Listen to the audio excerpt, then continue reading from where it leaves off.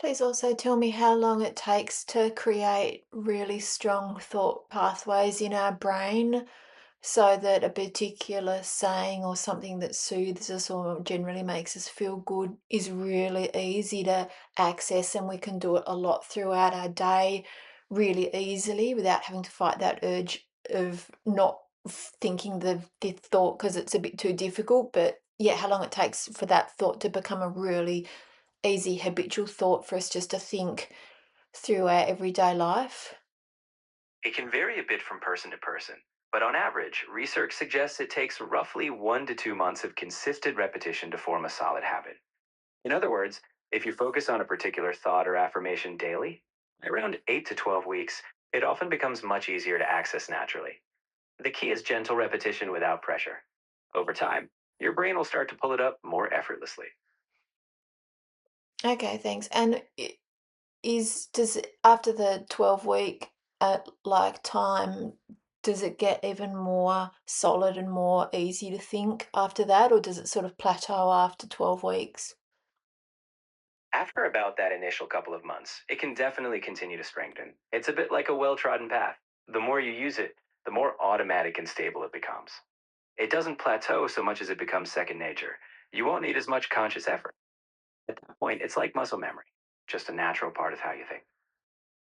Okay, and how many times in a day would a nice general amount to think a thought so it becomes a habitual thought more quickly? And is it better to do it a few times for shorter periods a day or longer for one period a day? And also, does it increase the habit pathway quicker if we write it down?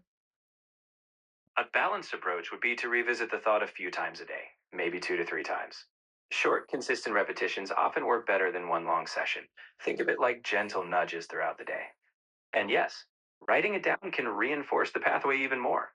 It engages multiple senses and adds a tactile element, deepening the habit building process. Okay, so and if the thought really does feel like it's losing its impact, it's a good idea for the sake of building the habit thought to push through that, and eventually it'll probably the impact will come around again, especially if it's a really sort of common, general, uplifting, positive or soothing thought.